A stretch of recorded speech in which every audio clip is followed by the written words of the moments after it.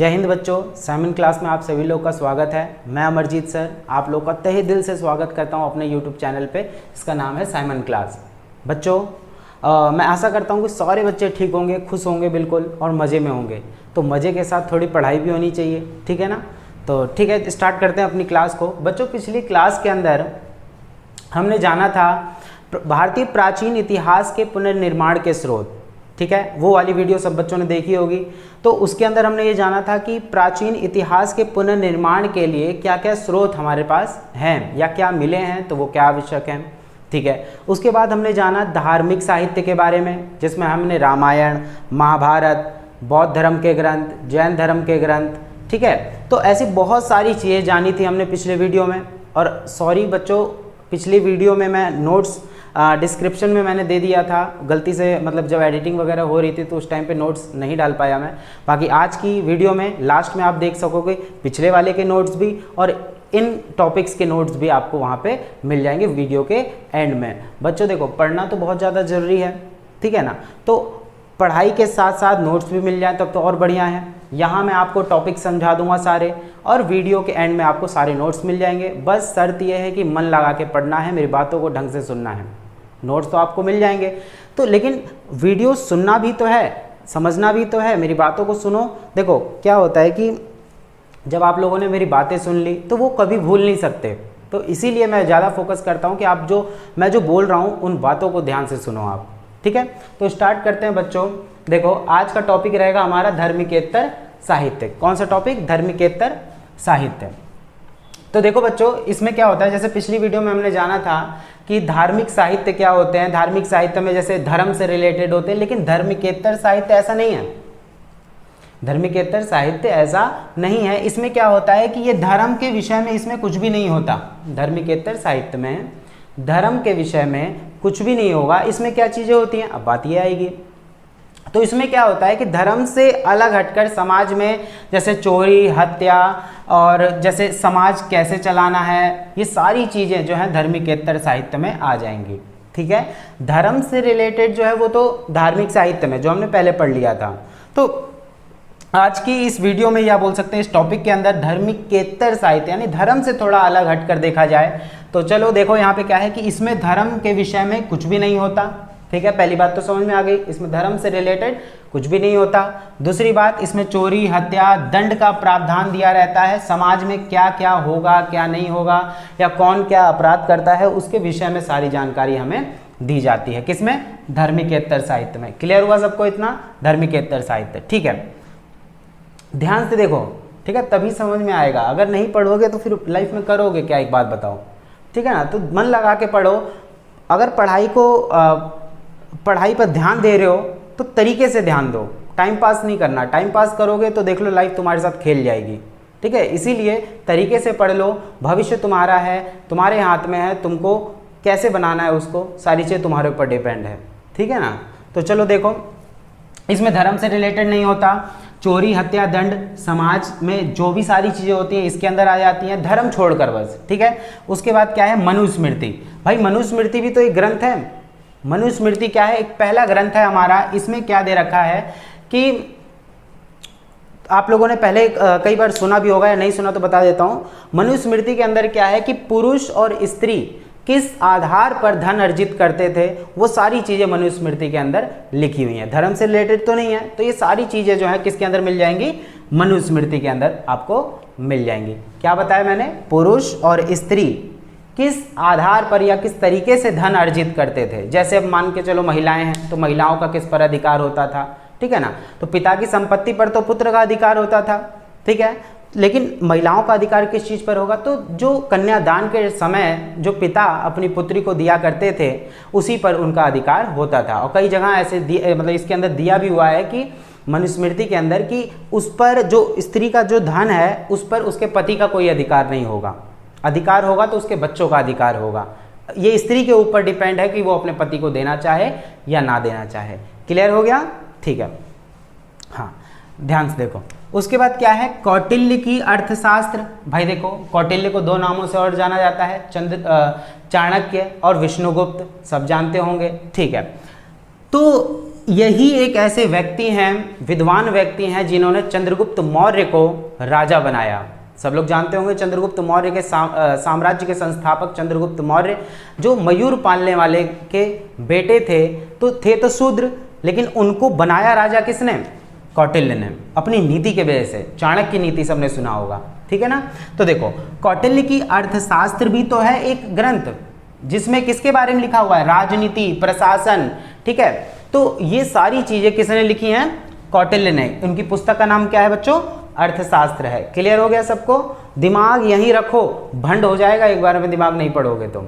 समझ में आई बात? तो फ्यूचर तुम्हारा है, पढ़ना तुमको है, डिसाइड कर लो किस तरीके से पढ़ना है, ठीक है। मैं मेहनत कर रहा हूँ, तुमको भी मेहनत करनी पड़ेगी, नहीं करोगे तो देख लेना फिर क्या होगा, ठीक है। तो फ्यूचर तुम्हारा है, तुम अपने हिसाब से उसको आगे लेकर आओ, मेहनत करो, इतनी मेहनत करो कि समाज, मतलब एक तरीके से तो अपने माँ बाप का नाम रोशन करना है, इस तरीके से पढ़ना है तुम्हें, ठीक है ना। चलो देखते हैं और कि धर्मिकेतर साहित्य की बात कर रहे हैं, तो इसमें देखो, जैसे कौटिल्य ने अर्थशास्त्र लिखी, उसके बाद गुप्त काल की बात करें, गुप्त साम्राज्य की बात करें, तो वहां पे कवि हुआ करते थे कालिदास। नाम सबने सुना होगा कालिदास जी का। तो ये एक ऐसे कवि थे जिनकी 3 रचनाएं हैं। जैसे पहला अभिज्ञान शकुंतलम, अभिज्ञान शकुंतलम नोट कर लेना, बाकी नोट्स तो तुमको मिल जाएंगे, उसमें से पढ़ जरूर लेना। बच्चों देखो क्या करना है, नोट्स पढ़ोगे और दिमाग में सारी चीज़ें आ जाएंगी। मेरी बातों को सुन लेना, बातों को तो डेफिनेटली सुनना ही सुनना है, क्योंकि इस तरीके से लैंग्वेज में बता दूंगा कि हाँ, आंखें बंद करोगे सारी चीज़ें लिख दोगे। समझ आ रही बात? तो पढ़ो तरीके से, मज़ा आ जाए, जिससे कि पढ़ाई को एक ना, मतलब एक इंटरेस्ट के साथ क्या करो। तो अभिज्ञान शकुंतलम किसकी रचना है? कालिदास की।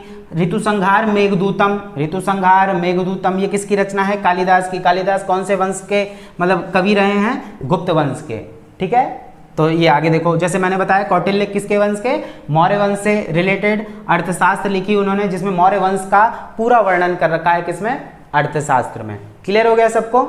आगे देखो, उसके बाद है कि हाँ, इसमें एक चीज़ और बोल रखी है कि देखो, जो ये लिखा जाता है, इसके अंदर जो भी सारे क्या नाम है साहित्य वगैरह लिखे गए हैं, जो धर्म से रिलेटेड तो नहीं है, लेकिन लिखा किसने है? एक तरीके से कुछ ऐसे व्यक्तियों ने जो राजा के अंडर में हुआ करते थे। तो हमें क्या कैसे पढ़ना है? सावधानी से अध्ययन करना चाहिए। क्योंकि देखो, एक बात सोच के देखो कि अगर मैं अपने जैसे कोई खास व्यक्ति है, मेरा खुद का कवि है, तो अगर वो मेरे बारे में लिखेगा तो जाहिर सी बात है वो तो चाटुकार कहलाएगा, वो सारी बातें मेरे फेवर में लिखेगा। अगर मैं कुछ गलत भी करूँगा तो भी वो नहीं लिखेगा, ठीक है ना। तो वही चीज़ है यहाँ पे कि हमें इसका अध्ययन जो है सावधानी से करना चाहिए। समझ में आई बात? सावधानी से अध्ययन करेंगे तो ही चल पाएगा, तो तभी हमें सही सही ज्ञान होगा। समझ में आ रही बात ना बच्चों? चलो आगे देखो, उसके बाद क्या है? संगम साहित्य। संगम साहित्य क्या होता है? देखो कि संगम साहित्य दक्षिण भारत का प्रारंभिक साहित्य है, ठीक है। देखो बच्चों, संगम साहित्य क्या है? दक्षिण भारत का प्रारंभिक साहित्य है, जो कौन सी भाषा में लिखा गया? तमिल भाषा में लिखा गया। कौन सी भाषा में लिखा गया बच्चों? तमिल भाषा में लिखा गया, ये याद रखना। तो संगम साहित्य दक्षिण भारत का प्रारंभिक साहित्य है, जो तमिल भाषा में लिखा गया। 300 ईसा पूर्व से 300 ईस्वी तक में इसका संकलन हुआ, ठीक है ना। इसमें क्या लिखा गया है? राजनीतिक अध्ययन करवाया गया है हमें। क्लियर है? दक्षिण भारत का राजनीतिक अध्ययन हमें किस में मिल जाएगा? संगम साहित्य के अंदर मिल जाएगा। क्लियर हो गया?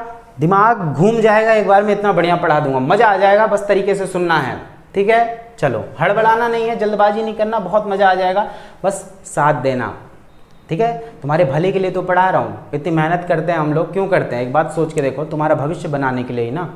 तो पढ़ोगे नहीं तो फिर, क्योंकि तुम भी जानते हो बिना पढ़े कुछ भी नहीं होगा, तो क्यों नहीं पढ़ लो?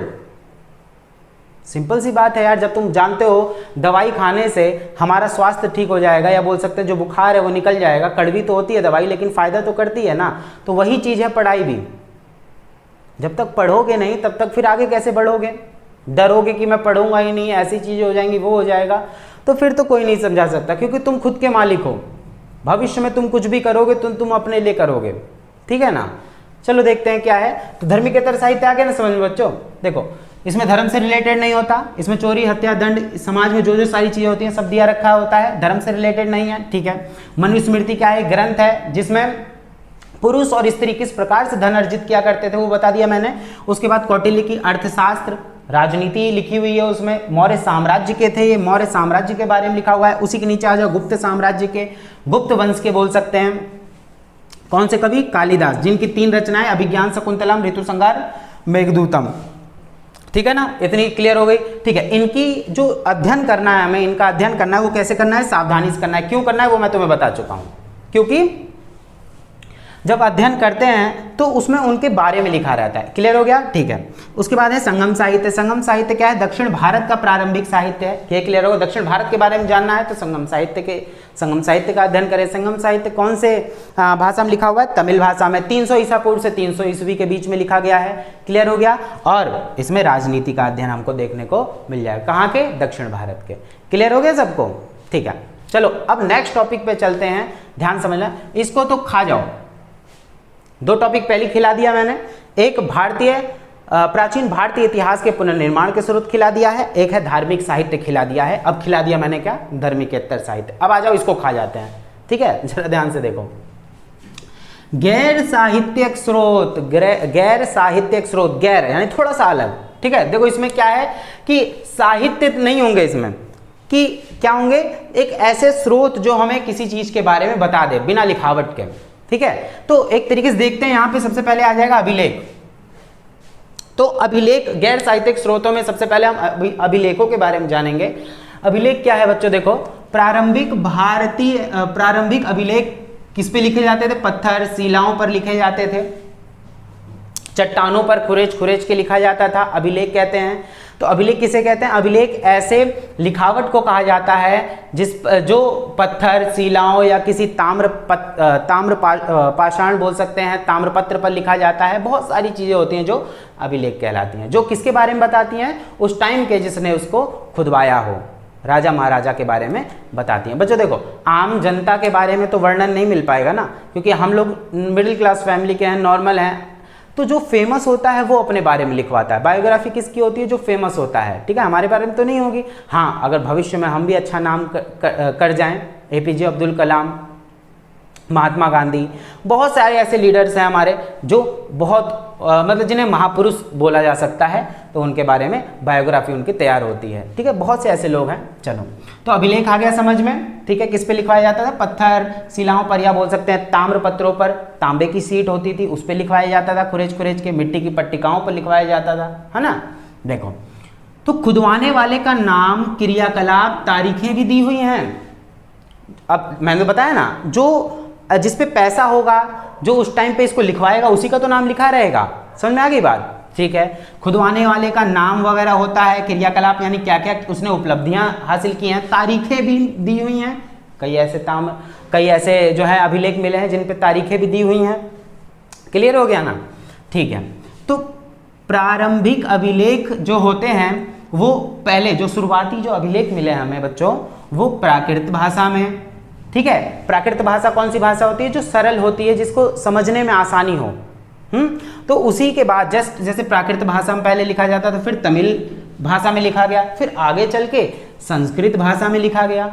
तो ठीक है ना, प्रारंभिक अभिलेख प्राकृत भाषा में लिखे जाते थे, फिर तमिल में लिखे गए, फिर संस्कृत में लिखे गए, ऐसे और भाषाओं में जो है ज़्यादातर लिखे गए थे। ठीक है, आ जाओ।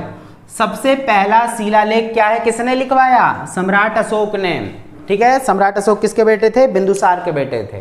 किसके बेटे? बिंदुसार। चंद्रगुप्त मौर्य, बिंदुसार, फिर अशोक। ठीक है ना, तो इस प्रकार से अशोक की कहानी बच्चों मैं तुमको ना मतलब एक अलग से वीडियो बना के सारी कहानी बताऊंगा कि वंश दर वंश कैसे चलता आया, ये सारी चीज़ें बताऊंगा तुमको। बड़ा मज़ा आ जाएगा, बहुत ईजी है, बहुत ईजी है। जैसे मगध पर किसने किसने शासन करा समय दर समय, वो सारी चीज़ें बताऊंगा, बहुत मज़ा आ जाएगा। बस साथ देना है, सपोर्ट करना है, तभी हम आगे बढ़ पाएंगे, वरना नहीं बढ़ पाएंगे। ठीक है ना, तो नेगेटिविटी तो नहीं कहेंगे, नेगेटिव नहीं कहेंगे, लेकिन आगे जरूर बढ़ेंगे हम। तो साथ देना है सभी को। चलो, सबसे पहला शिलालेख जो है वो अशोक ने लिखवाया। कौन सी लिपि में लिखवाया? वो ब्राह्मी लिपि में लिखवाया। ठीक है, बाद में अशोक की 2 लिपियां थी, ये याद रखना है, एक पहली ब्राह्मी लिपि और एक खरोष्टी लिपि। कौन सी लिपि? ब्राह्मी लिपि और खरोष्टी लिपि। ठीक है, तो जिस लिपि का अध्ययन किसने करा? जेम्स प्रिंसेप ने किया। किसने किया? जेम्स प्रिंसेप ने। कब? 1837 में। कब किया? 1837 में। इतना क्लियर हो गया बच्चों? गैर साहित्यिक स्रोत पढ़ रहे हैं जिसमें अभिलेख आ जाएगा, ये सारी चीजें आ जाएंगी जो एक एक करके तुमको देखो ये तो पॉइंट हो गए ना, नोट्स पढ़ोगे तो तुरंत समझ में आ जाएगा और मजा आ जाएगा कि मैंने विस्तार से लिखा है। नोट्स क्यों दिया है? क्योंकि तुम पेपर में लिख सको, ठीक है। ये क्यों कर रहा हूं मैं? ताकि तुम अभी समझ सको और अपने माइंड से लिख सको, विद्वान बन सको। समझ में आई बात? चलो, अशोक के अभिलेख में प्रशासन के बारे में दिया हुआ है, धम्म दिया हुआ है। धम्म वो नहीं कि धम्म गिरा तो धम्म आवाज आ गई, धम्म वो नहीं है। धम्म मतलब क्या है कि अशोक के द्वारा लिखे गए कुछ ऐसे नैतिक नियम जो जनता का विकास कर सकें, जो क्या कर सकें, अब मतलब लोगों का भला कर सकें, कुछ अच्छी अच्छी बातें बोलते हैं ना, गुड मैनर्स, तो वो गुड मैनर्स जो है धम्म में लिखा हुआ है, ठीक है। अशोक ने अभिलेख वगैरह लिखवाए। फिर सातवाहन राजाओं ने लिखवाए अभिलेख। तो सातवाहन राजाओं ने जो अभिलेख लिखवाए वो पत्थरों पर, तांबे पर, वो सारी चीजें किसने लिखवाई हैं? सातवाहन राजाओं ने लिखवाई हैं। क्लियर हो गया बच्चों? ठीक है, नींद में नहीं, नींद से उठ जाओ वरना आके पानी फेंक दूंगा सबके ऊपर, ठीक है। देखो आगे, तो ज्यादातर जो अभिलेख हैं वो नष्ट हो चुके हैं। ये भी याद रखना है भाई कि अब देखो बहुत सारे अभिलेख तो ऐसे होंगे जो नष्ट भी हो गए होंगे। मतलब क्या है, कई तो ऐसे अभिलेख हैं जो मिले ही नहीं होंगे। सोच के देखो ना, बहुत सारी चीजें जो जमीन में ही दफन होंगी अभी। तो अभिलेख कई बार नष्ट भी हो जाया करते थे, कई तो मिले हैं तो उनपे अक्षर ही लुप्त हो चुके हैं। तो ये भी जानना होगा हमें, है ना। तो नष्ट भी हो गए हैं और कुछ अभिलेख मिले हैं तो उनपे अक्षर भी लुप्त हो गए हैं। समझ में आ गई बात? तो अभी हमने पढ़ लिया धार्मिक साहित्य, गैर साहित्यिक स्रोत। बच्चों मैं एक बात बोल दूं कि भले ही हम आए हैं लास्ट में, लेकिन जाएंगे सबसे आगे। कैसे जाएंगे? साथ तो देना पड़ेगा कि इतनी मेहनत करनी पड़ती है, नोट्स तैयार किया है, तो कहीं ना कहीं आप लोग को भी सपोर्ट करना पड़ेगा, जिससे कि साइमन क्लास से छोटा नाम ना रह जाए बल्कि पूरे देश भर में फेमस हो जाए, ठीक है ना। साथ तो देना पड़ेगा बच्चों, ऐसे काम नहीं चलेगा। तो देखो अभी तो सिर्फ NIOS वाले बच्चों के लिए तैयारी करवा रहा हूँ, बाद में CBSE में भी पहुँचेंगे, बहुत सारी चीज़ें करेंगे, मज़ा इतना आ जाएगा जिसका कोई जवाब नहीं। बोलते हैं ना कि तैयारी करी है पूरी करके ही छोड़ेंगे, ठीक है ना। तो ये चीज़ याद रखना। तो ठीक है, देख लेते हैं इसको कि धार्मिक साहित्य हो गया, गैर साहित्यिक स्रोत हो गया। क्लियर है?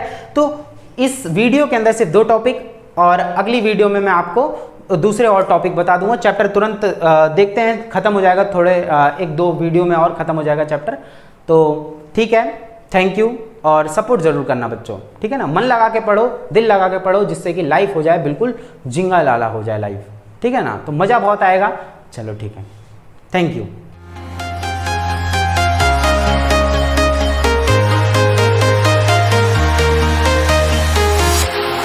Walking alone, the streets are empty. The only thing I can see is my own silhouette. I'm getting stronger, step by step. The clock is ticking, but there's no time for regrets. I've been flying from town to town.